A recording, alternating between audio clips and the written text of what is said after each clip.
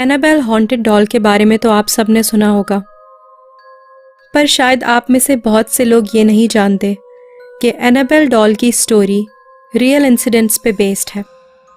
इस वीडियो को एंड तक ज़रूर देखिएगा क्योंकि आज मैं आपको एनाबेल डॉल से रिलेटेड सारी इन्फॉर्मेशन दूंगी जो कि शायद आपने पहले कभी ना सुनी हो।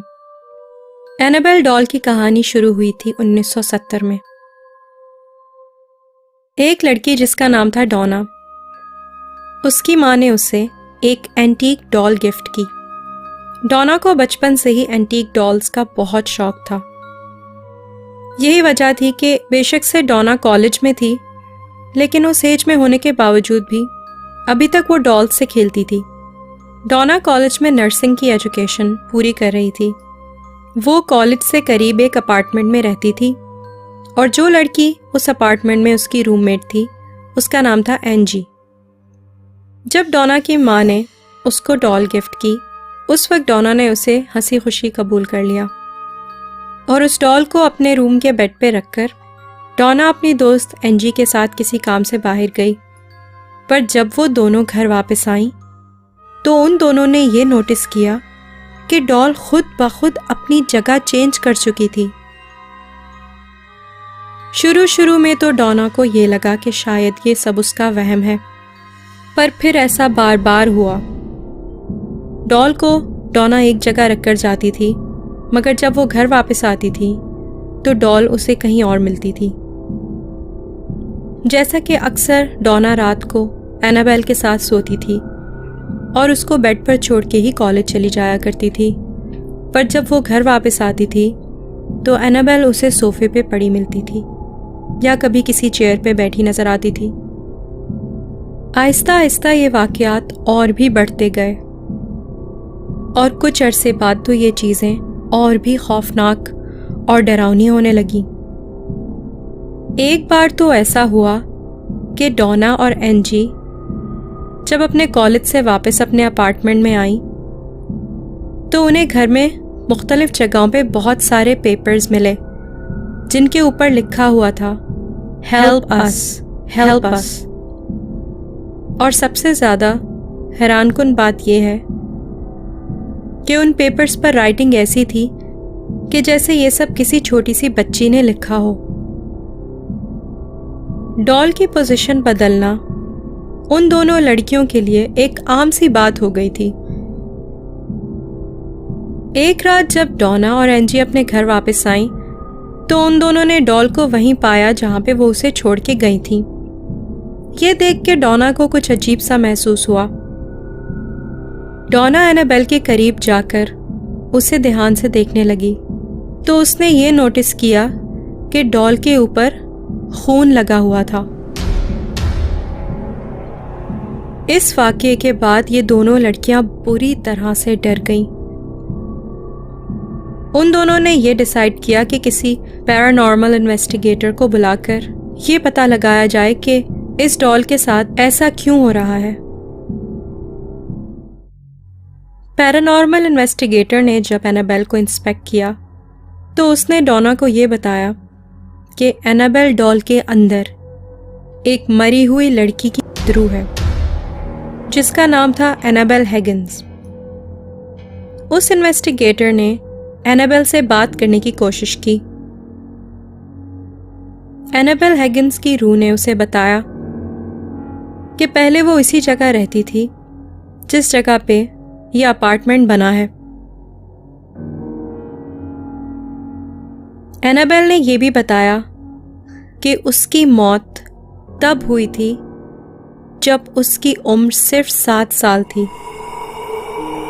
और ये कि वो डॉना और एंजी के साथ खुश है और सेफ फील करती है।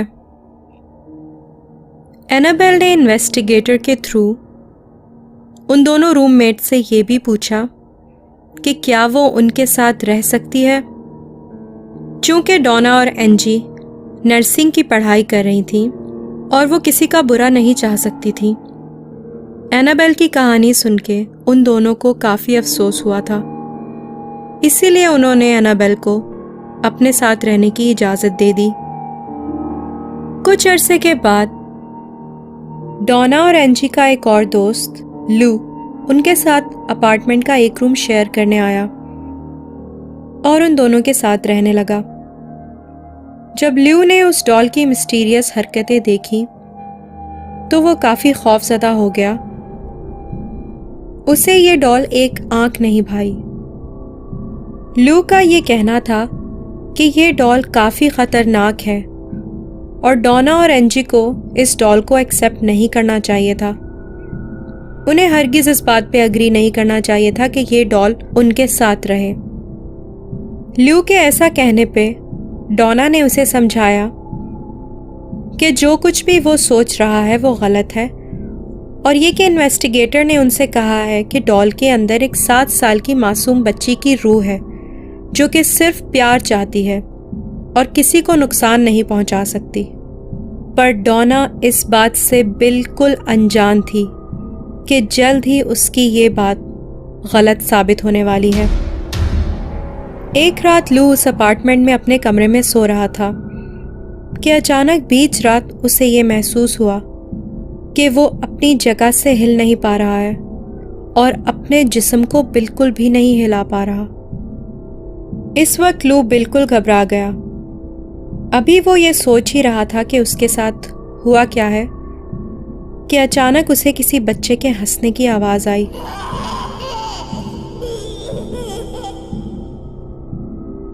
उसने अपने बिस्तर से नीचे झांका तो उसे एनाबेल डॉल दिखाई दी जो उसी की तरफ देख रही थी।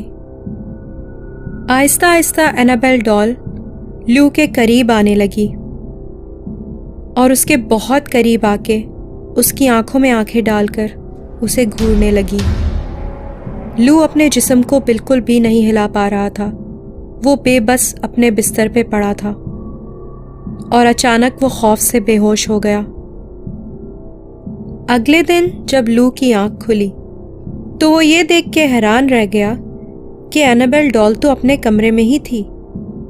लू इतना कंफ्यूज था कि उसे समझ नहीं आ रही थी कि जो कुछ भी उसके साथ रात में हुआ क्या वो हकीकत थी या सपना। उस दिन लू और एंजी अपार्टमेंट में अकेले थे कि अचानक डोना के कमरे से उन्हें एक अजीब सी आवाज सुनाई दी।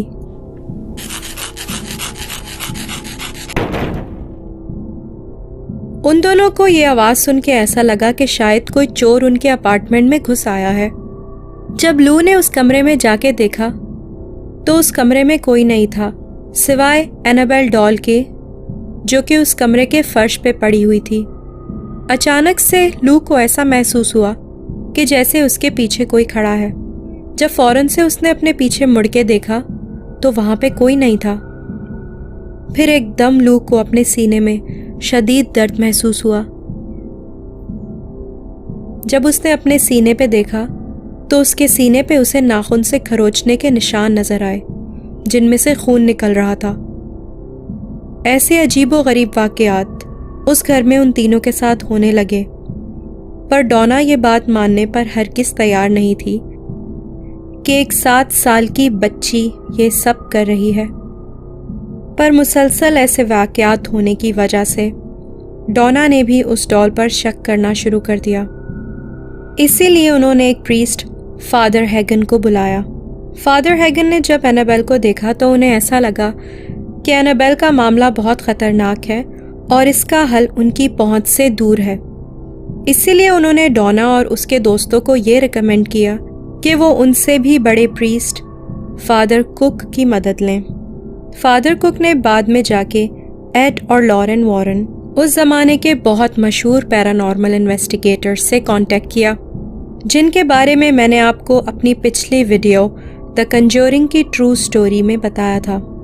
द वॉरेन्स ने उस अपार्टमेंट में जाके ल्यू, डोना और एंजी से बात की और इन्वेस्टिगेशन के बाद उन्हें ये पता चला कि एनाबेल के अंदर एक छोटी 7 साल की बच्ची की रूह नहीं बल्कि एक शैतान की बदरूह है जो कि एक 7 साल की बच्ची बनने का नाटक कर रहा है और उसका मकसद और कुछ नहीं, सिर्फ डोना, लू और एंजी के जिस्म पर काबू पाना है।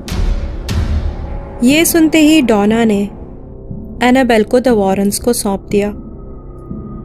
और द वॉरेंस ने उसे अपने साथ रखने का फैसला कर लिया। उनके अपार्टमेंट से वापस जाते हुए एड ने एनाबेल को अपने कार की बैक सीट पे रखा।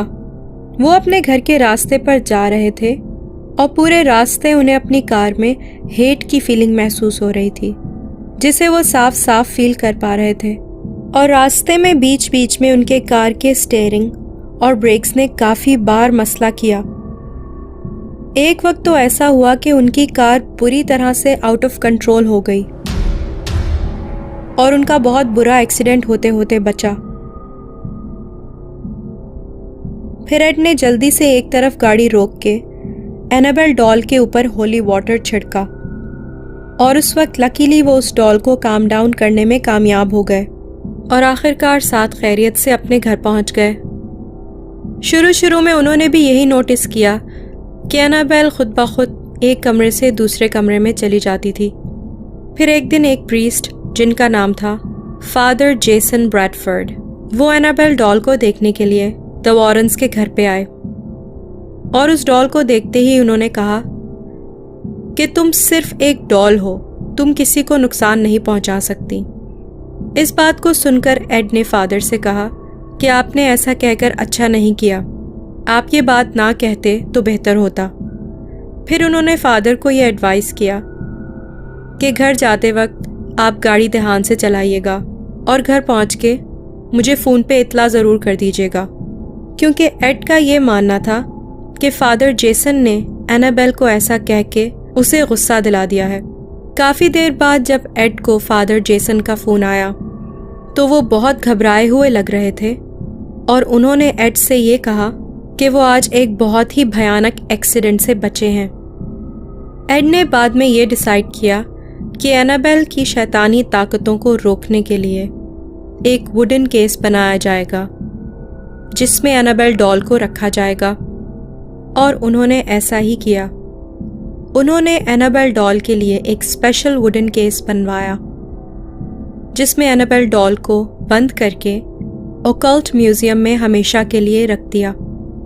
आज भी एनाबेल डॉल ओकल्ट म्यूजियम में है। एनाबेल अब एक वुडन लॉकर में बंद तो है, लेकिन इसका मतलब ये नहीं है कि वो किसी को नुकसान नहीं पहुंचा सकती। कुछ सालों बाद एड ओकल्ट म्यूजियम में आए हुए एक विजिटर को एनाबेल डॉल के बारे में बता रहे थे। तभी उस विजिटर ने एनाबेल डॉल का मजाक उड़ा दिया। बाद में जब वो विजिटर अपनी दोस्त के साथ बाइक पे घर जा रहा था तो उनका बहुत ही भयानक एक्सीडेंट हो गया जिसमें उस लड़के की जान चली गई और उसकी दोस्त को शदीद चोटें आईं और वो बाल बाल बच गई। जब उसकी दोस्त से पूछा गया तो उसने बताया कि रास्ते में वो लोग एनाबेल डॉल का मजाक उड़ा रहे थे कि अचानक से उसने अपनी बाइक का कंट्रोल लूज कर दिया और उसकी बाइक जाके दरख्त से टकरा गई और इसी हादसे में उसके दोस्त की मौत हो गई।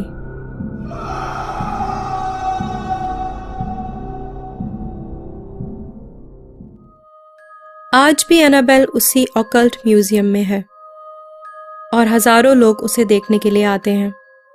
ये दुनिया की सबसे शैतानी डॉल्स में से एक नहीं, बल्कि सबसे शैतानी डॉल है। क्या ख्याल है आपका? क्या अगर कभी आपको एनाबेल डॉल से मिलने का मौका मिले तो क्या आप उससे मिलना चाहेंगे? मेरी आवाज़ में और कहानियाँ सुनने के लिए सब्सक्राइब कीजिए मेरा YouTube channel and share this video to support me, ताकि मैं आपके लिए और कहानियाँ बना सकूँ। मिलती हूँ आपसे अगली कहानी के साथ।